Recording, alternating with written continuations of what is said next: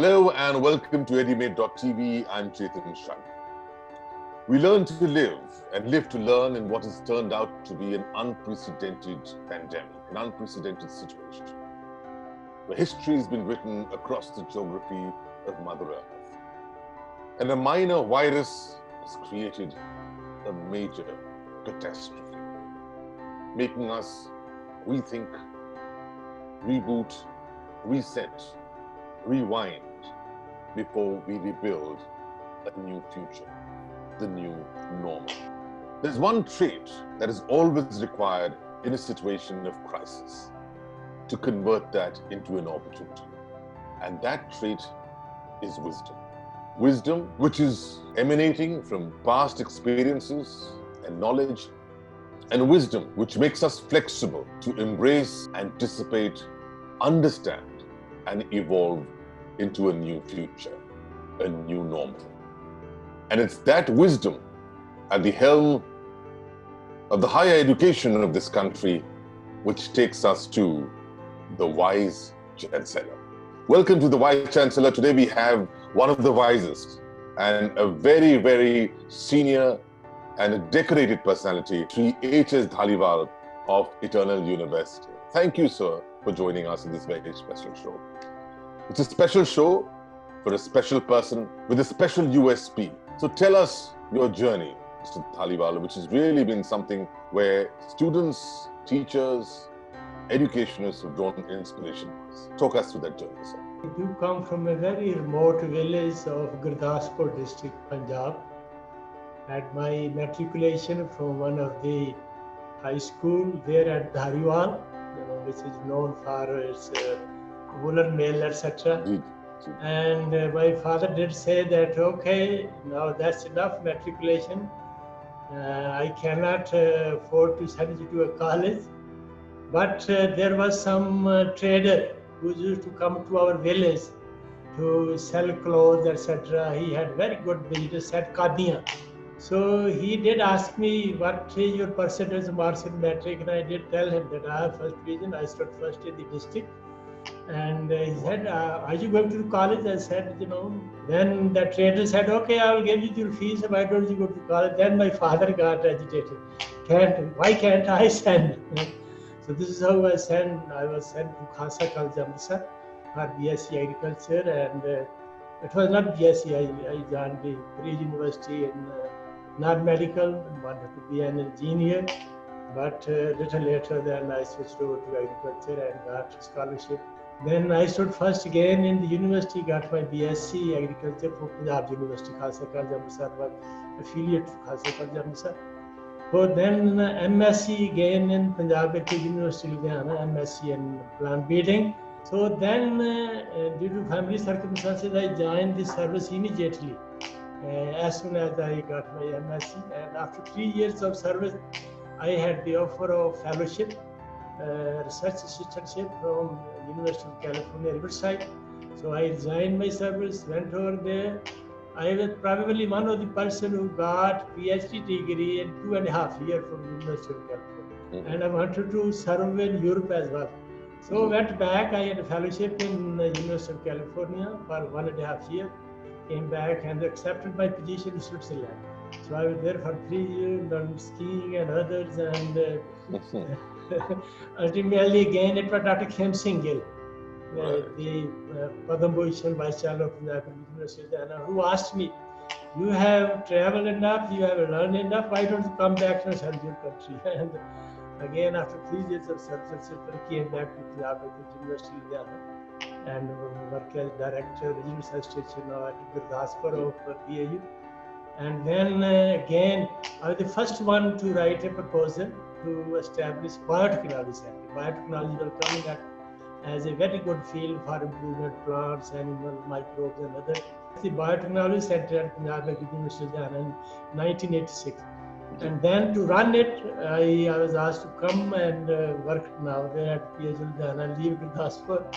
And wonderful. This is how I moved there and worked for another 12 years. And in fact, my son is in Canada. He asked me, why don't you move to Canada? And he sponsored me, got immigration there. But then Dr. Premwar, He was the director of IIT Roorkee. He asked me, I have been known to him. I used to go there for as expert or as a popular lecturer. That can you really come and work for 2 years at IIT Roorkee? And I accepted his offer. I was at that time at USCB assignment in US. I was the first one to get a mega project from Department of Biotechnology for IIT Roorkee. So this is how my story. And then I had, of course, a link with this trust. And I had the promise that as soon as I retire, I have to be here the next day. Absolutely, it's inspirational. And I was observing, how passionately you were narrating. Success cannot be achieved, and especially the way you have. And the impression that I've always carried is that you embody a guru. Trying my best. Which I think is very spiritual in the way you convey, in the way you act. And that's married very strongly with the discipline of an administrator. This was my understanding of Professor Dhaliwal. Tell me if I'm correct or not. It's a long way to be a guru, but it's my always effort, and I have lots and lots of students who are spread around the world. I'm known to be a very hardworking, expecting a lot from my student. On the other hand, my wife, she has been very, cooperative with the student. I'm going to add the trait of humility to the other traits which I pointed out earlier, because that seems to also emanate from your thinking. Now, whatever you say, the traits which you represent are exactly the traits that one requires in the environment today. The environment is challenging. The challenge has to be converted into an opportunity. Tell us your thought on the COVID environment, the new normal, and how you personally are steering through it. We were caught totally unprepared due to COVID-19. Of course, we are aware that there is a virus and it's spreading very fast, but we never thought that the institution will be closed.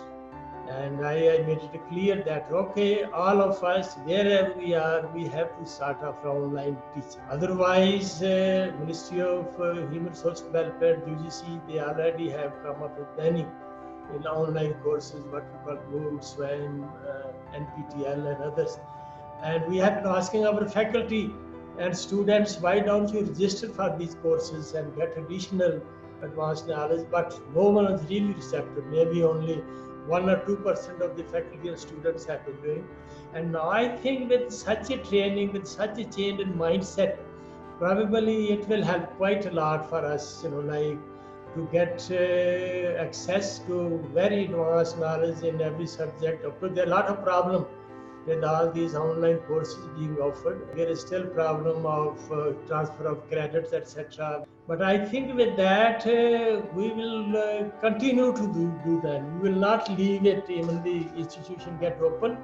So we'll probably still have certain proportion that what we have discussed earlier, it has to be a hybrid system. Always I made it sure that since, we always have been talking about skill development, industry ready studentship. And in our coursework, we always wanted to be very sure that there should be 70, 30, 60, 40, ratio of theory and practical. And we have not been able to justify the practical part. And also, not only in our institution, but also at the country level, higher education institution, where we talk about approximately, since some program are 4 years, other program is 2 years, PhD of course 4 to 5 years. So if you take the average, 1/3 of our students, I think 4 crore or something like, I believe. Yes. So yeah. 1/3 of them, they are expecting their graduation by the end of this semester. And we are at a loss to know how best we could, take care of their practical part and their specifically project work, thesis, etc. So for that, I'm trying very hard to convince even our management that why don't you really, open the university at least for postgraduate students. But still, we have to have the permission of the state government. That's one of our major problem. Otherwise, I think we have managed COVID-19 very nicely. Thank you for highlighting that and inspiring us and inspiring several other people who are in this domain to be able to invoke the same sense of responsibility. Because you are very good connections, and I would like to get your help, specifically open the higher education institutions, especially for postgraduate students. For that you recognize and you reinforced the need for online education and hybrid education. I think that shows remarkable flexibility and anticipation, which I mentioned as one part of the wisdom. Secondly, also in a way stating or showing your displeasure with the way the entire education system was perhaps being handled. The center and the state being at cross purposes, decisions being delayed and therefore the Supreme Court. We've seen that at large. And at the end of it all, scrapping of examinations or delay in the opening up of institutions, all which have a financial implication. It has an assessment implication. It has a curriculum implication. And of course, despite the fact that it's unprecedented, it's created a sense of confusion amidst the entire community. So thank you for highlighting that. Let's now move across now to understand a little bit of eternal. I love the name, by the way, eternal. And the dictionary meaning, of course, would be unending. So representative, because learning has to be unending. We need to learn every single day of our lives. But it also has a feeling of gratitude in it when you mention the word eternal. So talk us through first the representation and the vision and the mission of the word eternal in the scheme of your university, and how do you represent that as a part of your daily life and curriculum? So I don't know if you have heard Sant Babatar Singh, Mostawale. He had no education at all, but he had been always for education, and especially the women. He was the one who had established first girls' college in 1906 at Mostawale. And keeping in view his vast experience in education and spirituality, it was Bharat Ratna Madan Mohan Malviya, when he wanted to establish the Banaras Hind University in the early parts of 20th century, establish an education institute at this place with a combination of cutting-edge education with spiritual education, rejuvenation of spirituality. That was what he needed. In 1986, he established the first Akal Academy. Akal has been their logo. It has been Kavita Trust, which he probably established in 1985, Sant Teza Singh. But it was such a successful experiment, which has led to the establishment of 130 Akal Academies in 6 northern states and 2 universities. One is ours, another is there at Bathinda. And the mandate of all these institutions has been the combination of value-based education. The literal translation of Akal was eternal. This is how the name Eternal University came up. And of course, there is a lot of commitment as well of everyone, student, management, the faculty, come up to the expectation of the word eternal.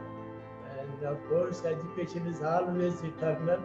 And this is something which never gets lost, never gets stolen, never gets burned. Oh, absolutely beautiful, sir. And I just salute you for the nobility that you've shown across several aspects. One, of course, in highlighting the sports facility, which is very close to Punjab as a state, Punjab, Haryana, and the entire belt. And 2 other very noble, thought processes as well as societal needs which you are addressing. And I'd like you to elaborate on that. One, which you mentioned a little while earlier, is on gender bias and the focus on girl education. And Punjab as a state, has seen the menace of 2 things, 2 aspects, which I clearly do remember. One is, of course, gender bias. And the second is drugs. I think one of the singular reasons which is converted one of India's most prosperous states to perhaps now one of the, I'd say, even impoverished states. This trust, Kalgita Society, they also have established few de-addiction centers. One of that is there at Badu Sahib itself.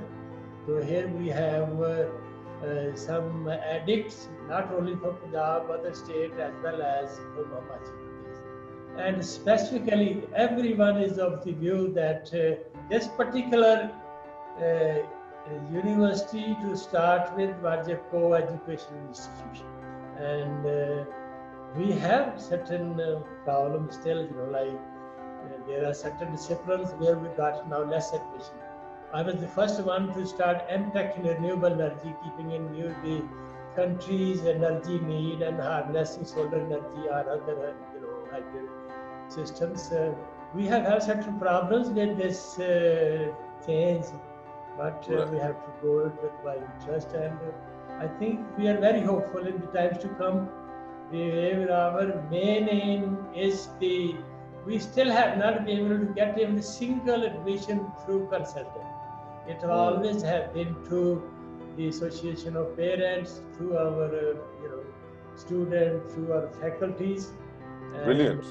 And the idea is sooner or later we think that it will become a popular university, and we will be able to meet our.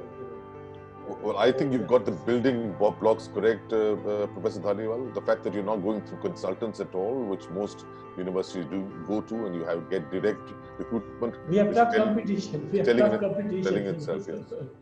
But thank you for bringing out a very critical aspect of gender bias, and the way you brought it in such a candid manner also represents your openness in thinking, and I recognize that, and thank you for bringing that as well.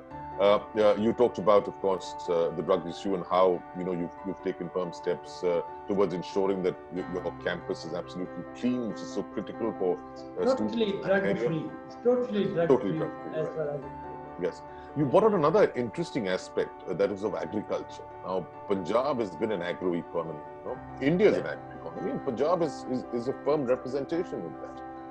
And this is a country where the anomaly being that even though today 70%, or about 67% of our population still depends on agriculture, agriculture only contributes 1/5 or even less than 1/6 to our GDP. That's the anomaly. That's also the opportunity. How to convert agriculture through services and technology. And I think education, and you've been very well educated in the field of agriculture and technology, can take a big step. Is that an opportunity that Eternal could be looking at? There have been, mushrooming of agriculture institution in Punjab, and Punjab Technical University has been the one who has been sponsoring such colleges and others. They were literally shops, and here I thought in Himachal Pradesh we had only 2 agriculture universities. One was Agriculture Forestry University at Noni, other agriculture university at Palampur. And why not to start agriculture college here at Central University? I'm the first one to start here. Of course, we got very good cooperation from the Himachal Pradesh government. And then, of course, 3 or 4 other universities have come up. And here we have exclusively the girls student. We have now 90 seats, and 80% our students are from Himachal Pradesh. We have certain provisions as per ICR norms in agriculture practical, experiential learning, and work experience in agriculture, Krishi Gyan Kendra training, and other. So we are encouraging all our students. We take them by bus to villages, keep them there to work with farmers. So idea is always also to have inclusive development of the people around. It's one of the most backward area, and I think 90% people of Sirmaur district live in villages, and only about 10% area is under agriculture, and 20% area is only irrigated. There are a lot of problems, and I think we are very hopeful. We will try to ultimately concentrate on improving the economic condition of the poor farmers around. Quite remarkable and quite relevant, whatever you're doing in the field, because all of these, in a natural manner, would at some stage culminate in improving the immunity system as well, which is the big lesson from COVID, is that all of us have to improve our immunity system. It's very difficult to find a solution to Punjab's agriculture problem, Punjab's youth, and specifically the dependence of a huge workforce on agriculture. And what I see, as farmer of Punjab, I think it's typical for every farmer, maybe even from Himachal, maybe even from Haryana or any other part of India, specifically the Indian farmer. we have love for land. I know it's interesting you say that. You know, there's a saying in Hindi ki zar joru az zameen. ये जो तीन चीज हैं, इन्हीं से ये भी फसाद का जड़ी होता है और मौत भी इन्हीं से होता है. The only solution is corporate farming. Corporate farming. True. A bold statement, as much as it may sound. I think if you can pronounce that, if agriculture of India is able to leverage technology of India, it's able to leverage the service sector of India and the manufacturing sector of India, and the three are integrated, India can be the most powerful economy in the world. I mean, it's a bold statement, but it's a statement, if you consider it very deeply, it makes a lot of economic, social, as well as even political sense. I'd like to draw from your wisdom to get some inspiring advice for the various sections of the education ecosphere. The student, the parent, the teacher, and your fellow Vice Chancellor. We all interact, in various capacities with many. Like, we are toddler, then we are adolescent, we are students, we are teachers, we are parents, we are administrators. Like if we really see through all our, modes of interaction with others around the planet. So if we really do whatever we expect others to do with us, if we really try to do in all our capacities, and I think it will be a wonderful planet, wonderful place to live. I don't know if I have been able to exactly come. Well, I mean, thank you for those pearls of wisdom. We are heading at least partially to digital teaching, digital learning, and we are already aware that we probably a bit weak in transmitting practical part to digital teaching. That is one of the deficiencies we have. So I would like to see if Edumate in the times to come up with some good teams, not necessarily on permanent basis, on probably contact basis, those who could really develop very beautiful comprehensive course curriculum for certain certificates, for certain diplomas, etc. And then these should be offered online and along with their own studies. And I think you could probably do it the way Edumate has come up, and not only bringing casually the stakeholders together, but at the same time also contribute on your own as well. I think that will really help quite a lot. So that's what I expect Edumate to come up with that. And our mantra is employability. So I think it's completely in sync with what you said. Yeah. Employability is what the need of the hour is. Well, thank you so much, Professor Dhaliwal. Indeed, a pleasure as always to talk to you and to learn from you. And it's truly a pleasure to call you the Vice Chancellor. Thank you, sir.